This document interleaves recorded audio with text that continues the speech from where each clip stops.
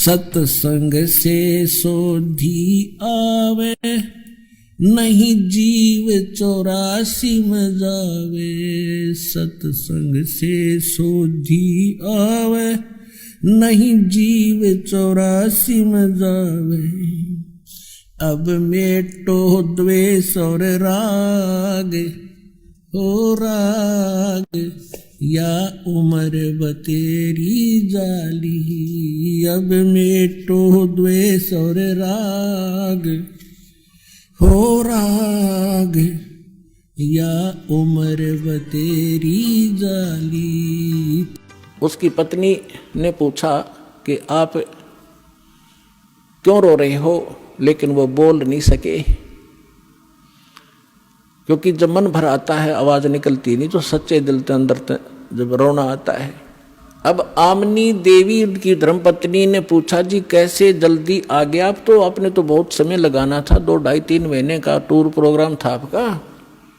वो बोल नहीं रहा, अंदर जाके अपने कमरे में मकान में ऐसे मुंदे मुंह गिर गया और ऐसे रोए जैसे बच्चों की माँ बाप दोनों मर जाते हैं, बुरी तरह तरफ तरफ कर रोते हैं। आमनी ने सोचा, अपने मन में विचार किया कि हो सकता है मैं कंजूस हूँ थोड़ी सी, ये दान धर्म घना करा करता है और मैं इसको टोका टाकी कर देती थी कि हिसाब का धर्म हुआ करता है, अब ज़्यादा मत लुटाओ खजाना, बच्चे भी पालने हैं। तो हो सकता है इसका किसी ने रास्ते में धन चोरी कर लिया हो, यात्रा खर्च ना रहा हो, इसलिए वापस आ गया हो। और ये रो रहा हो इसलिए कि अब आमनी फिर इसका माथा ठनकेगा, आमनी का पैसे मांगूंगा तो वो कह रही है, जी कोई बात ना, किसी ने आपके धन चोरी कर लिया, कोई बात नहीं, आप और ले जाइए, कि परमात्मा ने तुम्हारे कमी छोड़ रखी है, बहुत धन है आपके, ले जाना, मैं कुछ नहीं कहूँगी। तो वो अपने हिसाब से सोच रही है कि शायद इसलिए रो रहा है। काफ़ी देर रोने के बाद जब हल्का दिल हो लिया और वहीं से रोने लग गया था, तब धर्मदास ने कहा, आमनी मेरा धन अगर निकल जाता, चोरी हो जाता, मैं नहीं रोता और ले जाता तेरे को समझा बुझा के, लेकिन आज मेरा वो धन गुम हो गया, चोरी हो गया, शायद मुझे मिला नहीं, और वो नहीं मिलेगा तो मैं जीऊँगा नहीं, संसार में रह नहीं सकता। तूने सारी कहानी बताई, सारा कुछ बताया, जो परमात्मा ने सृष्टि रचना सुनाई थी धर्मदास को। धर्मदास जी ने अपनी पत्नी को टू दी वर्ड सुना दी, वर्ड टू वर्ड सुनाई, सारी कथा बताई, नो घटना घटी। ऐसे महापुरुष मैंने हाथ लगा कर देखा, उनका शरीर कति तो रुई जैसा था। आमनी कहने लगी, आप व्यापारी होकर के, आप लाला होकर के, सेठ होकर के सौदा चूक गए, रामकृष्ण से कौन सी अपनी रिश्तेदारी थी, इनका ज्ञान सुना था तो ये अच्छे लग रहे थे, इनसे श्रेष्ठ ज्ञान सुना, आपने सौदा क्यों नहीं करा, चरण क्यों नहीं पकड़ दिया, आपने वाद विवाद नहीं करना चाहिए था। धर्मदास कह रहा कि इसीलिए तो रो रहा हूँ, मेरी बुद्धि में पत्थर पड़ गए और इसलिए रो रहा हूँ। मैं जिंदगी में पहली बार सौदा चुका हूँ, जो घाटे का सौदा आज करके मैं घर आया हूँ। दुर्भाग्य आ गया मेरा, उल्टे दिन लग गए मेरे, बहुत रो रहा है, 6 महीने हो गए रोते रोते। बाहर बैठ जा गली में, कोई काम नहीं, यूँ देखे महात्मा वो फिर आ जा, बहुत दूर तक जंगल में देखने जाता है। एक समय पता लग गया कोई साधु संत गांव से बाहर जंगल में बैठा है, बड़ा विद्वान पुरुष है। कुछ आशा की किरण उगी, जाके दर्शन किए, दर्शन से नहीं पहचान हो सकती, साधु वेशभूषा बदल लेता है वो, प्रसन्न ज्ञान से पता चलता है, उसने प्रश्न किया। अब धर्मदास जी ने प्रश्न किया कि महात्मा जी, ये ब्रह्मा विष्णु महेश के माता पिता कौन हैं, इनकी क्या जन्म मृत्यु होती है? तो वो महात्मा कहता है, ये तो अजरो अमर हैं, बच्चा आपने किसने बहका दिया, ये सर्वेश्वर हैं, इनके कोई माता पिता नहीं, अजन्मा है, ऐसे है। उठ के चल पड़ा कि नहीं, रॉन्ग नंबर है, तो इसको कुछ नहीं पता, ये तो खाकी आदमी है, वो नहीं है जिसकी मुझे तलाश है।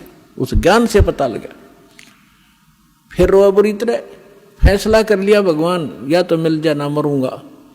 तब उसकी पत्नी ने कहा कि ऐसे नहीं मरते, मरने से कौन सा मोक्ष हो जाएगा, आप बताओ ना। वो कुछ तो उन्होंने बोला होगा वार्ता में, तो परमात्मा ने प्रेरणा की धर्मदास में प्रेरणा की अको हो। वो ये कह रहे थे कि जहाँ भी धार्मिक अनुष्ठान होते हैं, भंडारे होते हैं, साधु संत भक्त इकट्ठे होते हैं, वहाँ मैं पहुँच जाता हूँ अपना ज्ञान सुनाने के लिए। तो आमनी बोली जी भंडारा ही कर दो फिर। उसने एक दिन का कहा था, आमनी ने, धर्मदास जी ने 3 दिन का रख दिया कि पता लगते लगते देर हो जाती है, तीसरे दिन तावेंगे। तो 3 दिन का भंडारा कर दिया, साधु संत भक्त आमंत्रित कर दिए, दूर दूर देश से आने लगे। तीसरा दिन चला गया, सभी साधु भक्त संत आहार करके जाते रहे। तीसरा दिन आफ्टरनून हो गया। अब धर्मदास ने फाइनल कर लिया, जो आज परमात्मा नहीं आए, यदि आज परमात्मा नहीं आए, फाइनल कर लिया कि फांसी खा कर मरूंगा आज, हृदय से कति फाइनल कर लिया। वो तो अंतर्यामी है, अकाज पक्का काम बिगाड़ेगा यू। उसी समय परमात्मा आगे और वहां से 50 गज की दूरी पर, 100-125 फुट की दूरी पर, 50-60 की दूरी पर एक कदम का पेड़ था। उस कदम के पेड़ के नीचे परमात्मा उसी रूप, जिंदा वाले रूप में वेशभूषा में बैठ गए। अब धर्मदास जी खाना उधर खिला रहा है भंडारे वालों को और देख रहा है इधर उधर, उनमें कोई था ही नहीं। वो ऐसे देखा सामने एक वृक्ष के नीचे वही जन देखा बदन शरीरम, बैठे वृक्ष कदम के तीरम।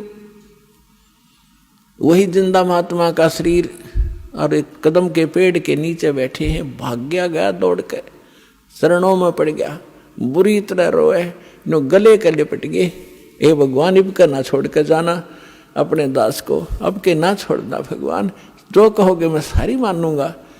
तो परमात्मा बोले ठीक है, मैं इसलिए आया हूँ कि तेरे को ज्ञान समझाऊंगा, ऐसे कर इन सबको फारिग कर दे जितने भी ये नकली बैठे हैं संत साधु। वो परमात्मा ने इसलिए कहा कि अगर मैं इनके सामने चर्चा करूंगा, मैं एक बताने वाला, ये 10 भरमाने वाले जो कहे झूठ बोल रहे, ये कहाँ से लिया ज्ञान फलाना, तो इस आत्मा को ये समझन नहीं देंगे। इसलिए उनको सबको फारिग करा। और धर्मदास अपने परमात्मा को लेकर घर में प्रवेश किया, अपनी पत्नी से कहा कि आजा, मिल गया भगवान मुझे, ये है मेरा धन जो खो गया था, आज मिल गया। कहने का भाव ये लंबा ना करे दास, कि उन्होंने दोनों ने उपदेश लिया। आमनी ने कहा भगवान आपने, यह आपका भगत बहुत नरम आत्मा का था, यदि मैं इसको सांत्वना ना देती तो ये पहले मर जाता, इतना दुख नहीं देना था अपने बच्चे को, ये तो मर जाता। तब परमात्मा ने कहा कि बेटा इसको मैंने लोहे जैसा ताव दिया, जैसे लोहा गर्म कर दिया जाता है तो लोहार उसका दुश्मन नहीं होता, या सुनार सोने को गर्म करता है, इसलिए कि जो चाहो आभूषण बनाऊंगा। और ये पहले काल का एजेंट बन रहा था, मेरी एक नहीं सुने था, सारी बात सच्ची मान लेता और फिर मुकर जाता था। तो बेटा अब इसका लोहा गर्म कराया हमने 6 महीने तक इसको तड़फा के, अब मैं जो कहूँगा ये सारी स्वीकार करेगा, इसलिए ये ताव दिया था। अब ये सारी बात सुनेगा, मैं साथ था इसका, मरने थोड़ा देना था इसको। तो फिर दोनों ने उपदेश लिया।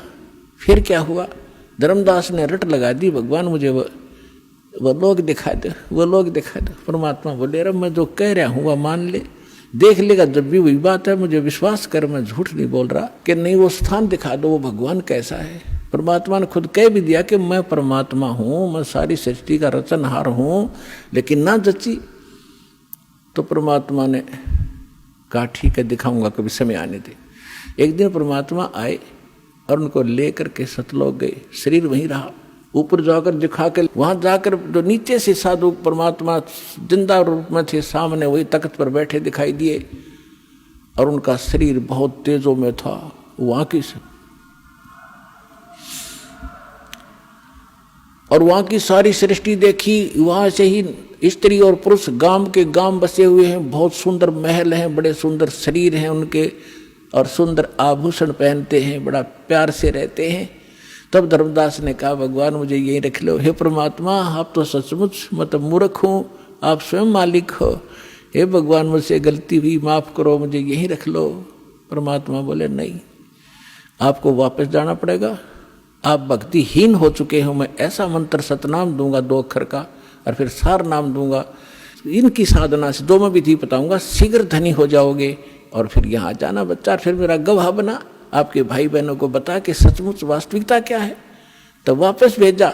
3 दिन बीत गए इसी कारण में। 3 दिन तक सब रिश्तेदार इकट्ठे हो गए कि धर्मदास कोमा में गया, पागल हो गया, बेहोश हो गया, जादू जंत्र करनिया महात्मा इनके घर पर आता था।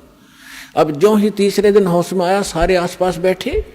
यदि वो आसपास ना बैठे होते तो वो इन्हों सोचता स्वप्न होगा, और वो देखा तो सचमुच तो मर चुका, यूं न तो मरा मान लिया, लेकिन श्वास चल रहे थे, अचेत थे। तब धर्मदास को विश्वास हुआ और परमात्मा ने बताया कि मैं काशी में आया हुआ हूँ, बनारस में, वहाँ धानक रूप में रहता हूँ, जुल्हे का काम करता हूँ। अब यह तसल्ली हो नहीं कि वो भगवान यहाँ रह रहा होगा। तो जितने भी सब रिश्तेदार थे वो तो खुशी मनाई, भाई धर्मदास जीवित हो गया, चोखा धन्य है भगवान। फिर वहाँ पहुँचा, जाके बनारस में देखा भगवान सामने, ओए होए वही बैठे जो के नो चरणा में पड़ गए। पहले प्रथम मंत्र दिया था, फिर सतनाम दिया, धीरे सार नाम देकर फिर कसम दिला दी, धर्मदास मेरी लाख दुहाई, ये सार मूल ज्ञान तो मैं तुझे बता रहा हूँ, अभी कहीं बताना नहीं, और ना ये सतनाम देना किसी को, ना सार नाम देना, नहीं तो धर्मदास तेरी मेरी लाख दुहाई, सार नाम की तबार ना जाई, मूल ज्ञान बार जो पढ़ी, बिजली पीढ़ी हंसनी तरी। और ये सार नाम को तब तक छुपाई जब लग 12 पंथ ना मिट जाई। कलयुग बीतते 5500 पाचा, जब मेरा वचन होगा साचा। चौथा युग जब कलयुग आई, तब हम अपना अंश पठाई और फिर हम पूरे विश्व को पार करेंगे। धर्मदास ये छुपा के रखना। तो वो समय आ गया है बच्चों।